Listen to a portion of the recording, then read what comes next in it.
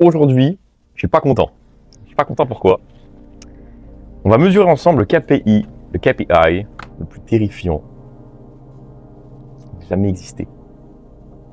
Ce KPI, cet indicateur clé de performance, comme on dit en français, tu vas le mesurer et tu vas te chier dessus. Je peux vous dire un truc, il n'y a quasiment personne qui en a une valeur satisfaisante. Ce KPI, comment on pourrait dire ça? Ça résume beaucoup de défaillances de ton business et ça reflète d'ailleurs l'éthique. C'est marrant parce que ce chiffre-là reflète beaucoup de trucs. Ça reflète l'éthique, ça reflète comment tu traites les gens, ça reflète la qualité de ton contenu, ça reflète un tas de trucs. Okay? Donc imagine un KPI qui pourrait à la fois prendre en compte, je mets mes petites notes, on sait jamais, qui pourrait à la fois déterminer si ton public il est qualifié, si ton contenu il est bon, si ton parcours client est bon, si ta méthode elle est bonne, ou si elle est chiante à suivre, et en même temps savoir si tu récoltes des feedbacks au fur et à mesure que tu coaches des gens ou que tu parles avec des gens. Imagine un KPI qui pourrait t'aider à traquer tout ça. Mais un seul et unique chiffre, énorme. Tu vas te dire, putain, c'est quoi ce chiffre? Alors, c'est un ratio en fait. C'est pas un chiffre qui sort de nulle part, c'est un ratio. Ce ratio est extrêmement simple, il n'a pas de nom. Ok, ce KPI-là, je l'ai vu par ailleurs. Donc on va inventer un nom. On va l'appeler, j'en sais rien. On va l'appeler ES. Pourquoi? Entrant divisé par satisfait. ES. Entrant satisfait. Ce KPI mesure donc le ratio entre le nombre de personnes qui rentrent dans ton écosystème. Ça peut être n'importe quoi. Ça peut être la prestation de service, ça peut être du coaching, ça peut être du mentorat, ça peut être la vente de merde en plastoc, je m'en fous. Okay. Ratio entre entrant, consommation en fait, et satisfaction. Or,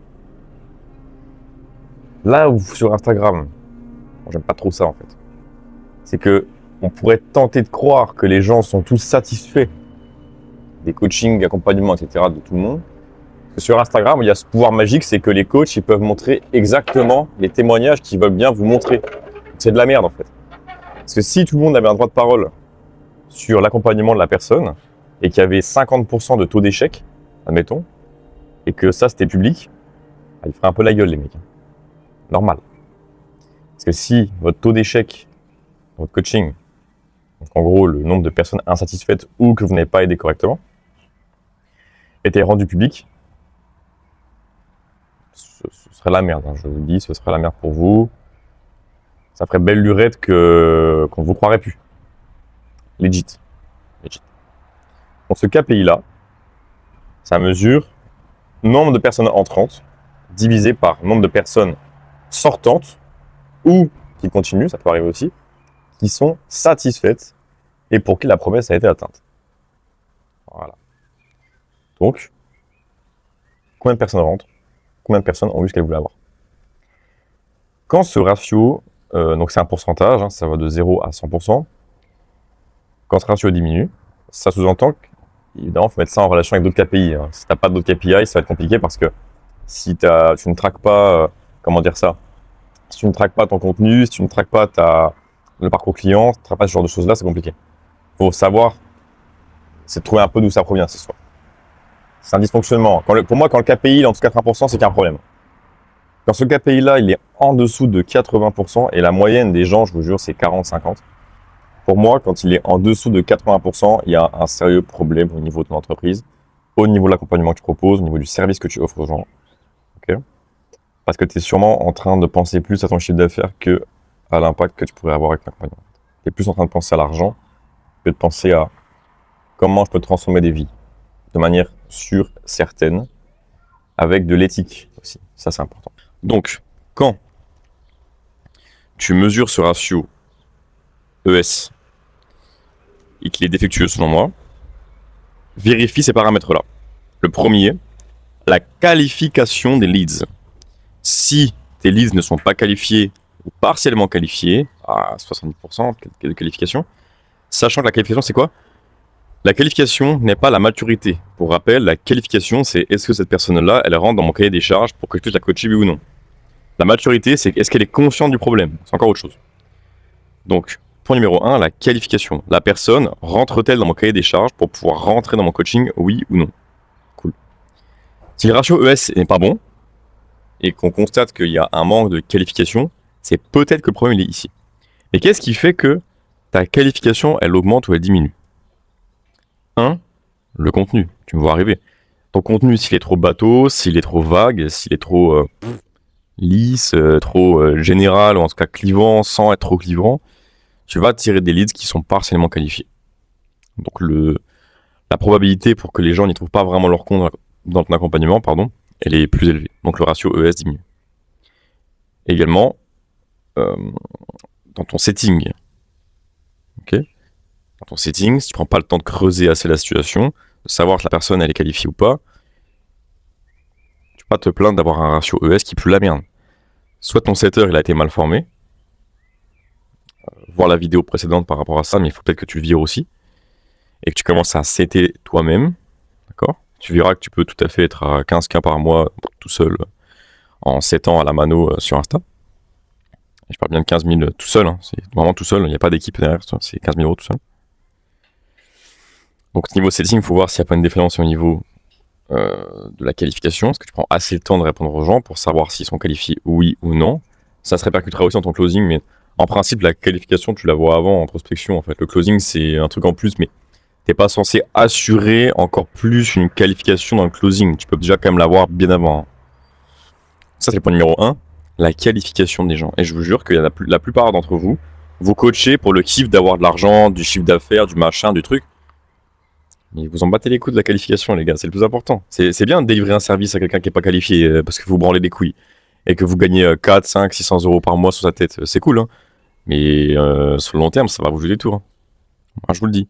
Il y a des gars, ça fait 2 ans, je les vois, et c'est bon. Et leur nom qui commence à revenir. Tu sais, la merde, ça remonte à la surface, tu vois. Et à leur nom, ils commencent à revenir de plus en plus. Je dirais pas qui. Vous savez qui. Leur nom commence à revenir. Et il y a 1 an, il y a 2 ans, toujours souriait. Et là, ça commence à... Ouais, ça commence à savoir cette histoire. Je m'en branle que tu fasses de l'argent sur 1 an ou 2.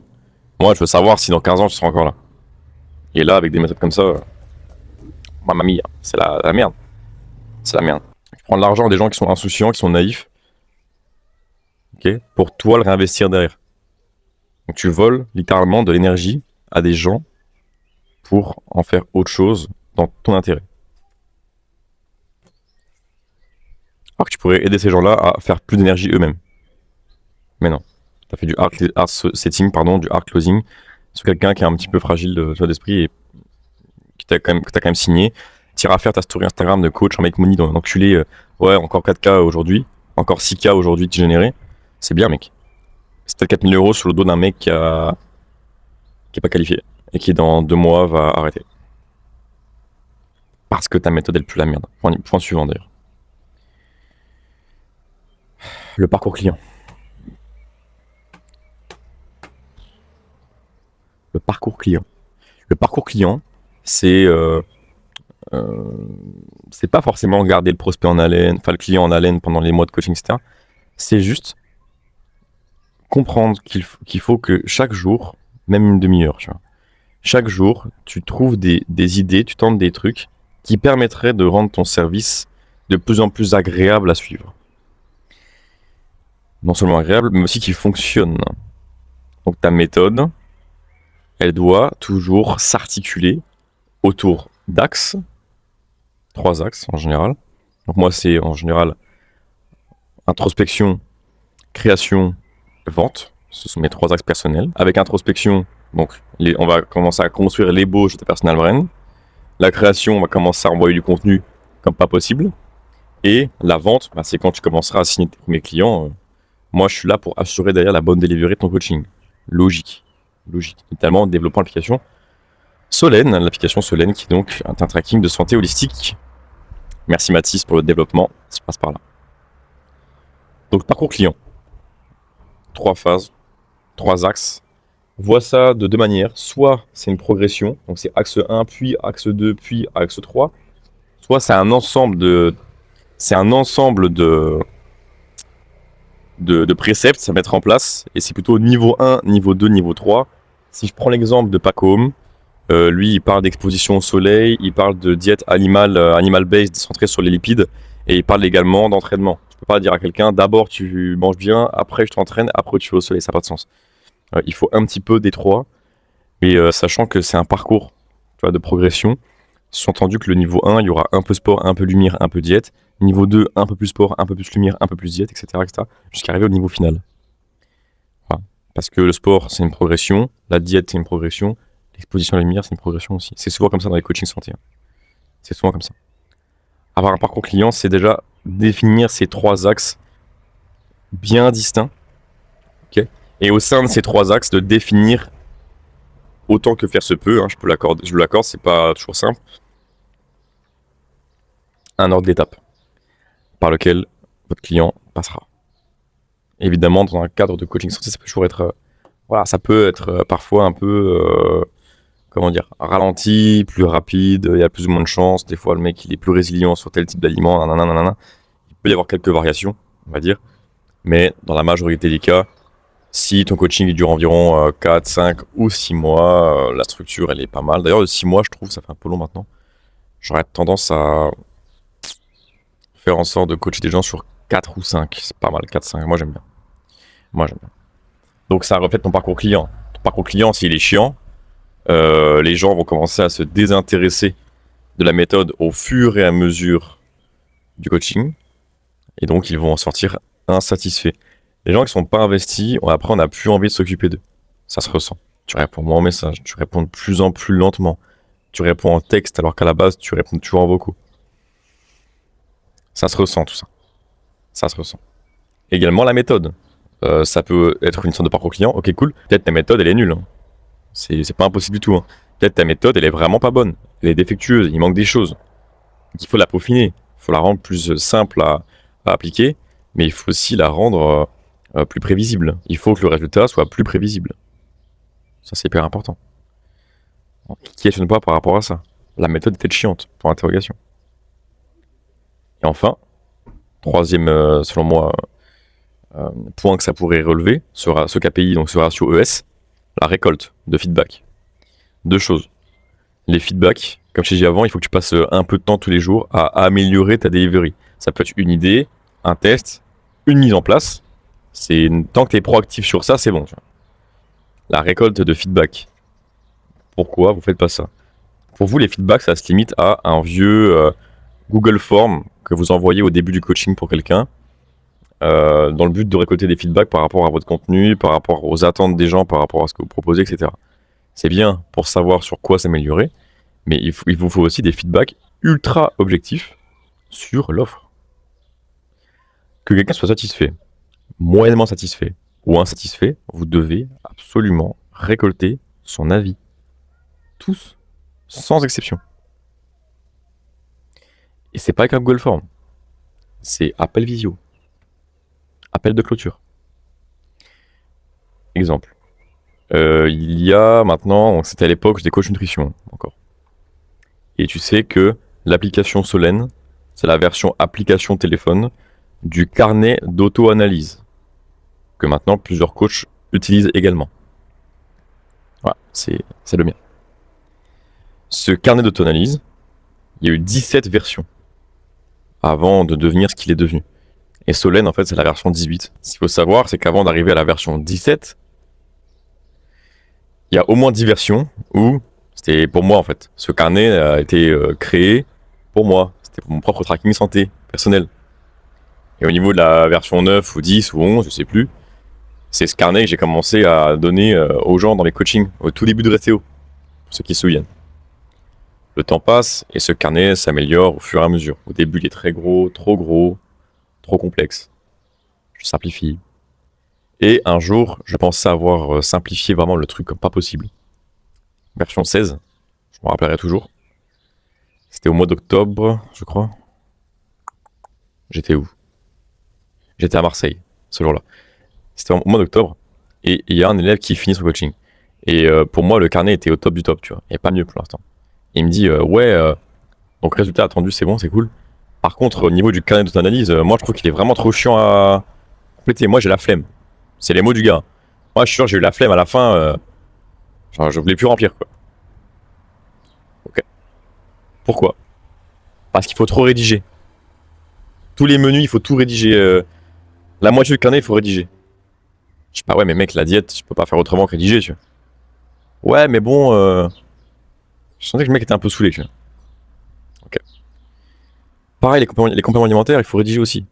Je dis, bah oui, s'ils changent tous les jours et les doses, ils changent tout le temps, comment tu veux faire? Ah oui. Et c'est là que je me suis dit, attends, comment je peux faire en sorte de simplifier encore le truc? Et c'est tout con. Mais j'ai remplacé tout ce que je pouvais remplacer par du texte, vers des menus déroulants et des boutons cliquables.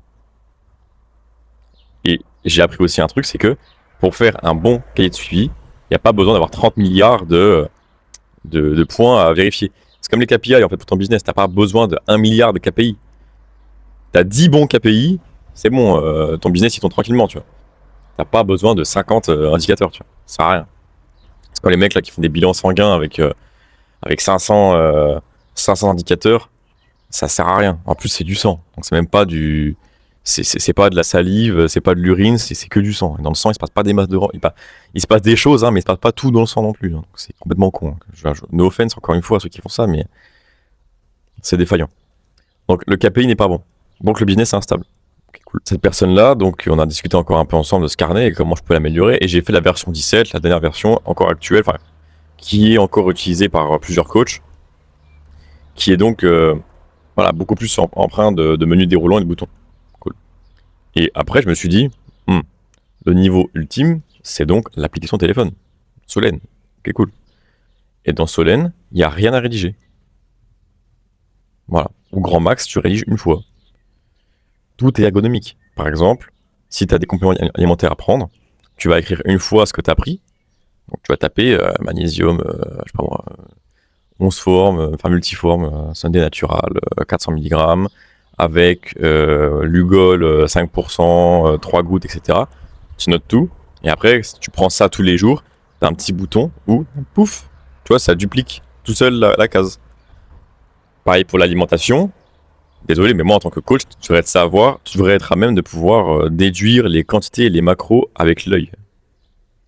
Ton client, il t'envoie une photo du repas, tu devrais pouvoir deviner si c'est bon ou pas. Ça pousse le client à prouver par la photo, et en même temps, toi, t'entraînes ton œil, cool, et le client n'a pas à mettre manuellement les valeurs. Donc pour ceux qui sont en full TCA, c'est parfait. C'est un très bon pont, je crois. Très bon hybride. Il y a plein de petits machins comme ça, tu vois. Les menus déroulants, le côté un peu benchmark. J'en reparlerai quand l'application sera sortie sur YouTube. Okay. Donc tu vois ça vient d'un feedback. Ça vient d'un coaching. Avec un mec qualifié. Et comme j'ai pris le temps de récolter un feedback, aussi négatif soit-il, c'est pas grave.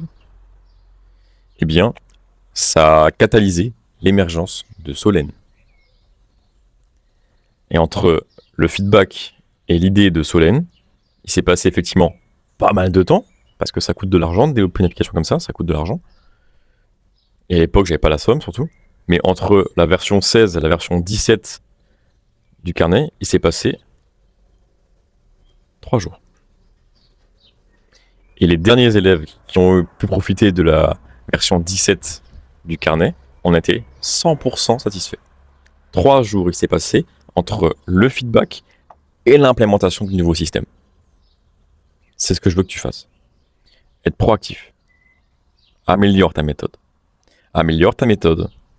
Rends-la plus sympa, plus efficace et adresse-toi aux bonnes personnes. Ce ratio ES va forcément augmenter. Pense à quelque chose qui, sur le long terme, est important aussi. Je me parlais déjà avant, mais c'est l'image que tu renvoies, la confiance que tu dégages et comment on parle de toi et la pertinence de tes propos.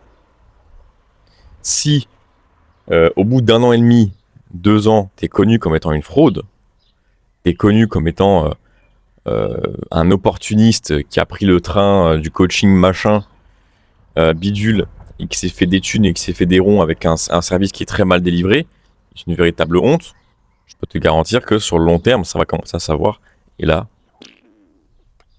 tout va descendre pour toi, tout va dégringoler. À moins que tu aies investi l'argent que tu aies pris à des gens pas qualifiés. Et dans ce cas, on reboucle sur ma conclusion de départ. Le KPI le plus terrifiant qui ait jamais existé, c'est celui-ci. Il faut que tu le mesures. Et si tu n'oses pas le mesurer, pose-toi les bonnes questions. Et si tu n'arrives pas à le mesurer aussi d'ailleurs.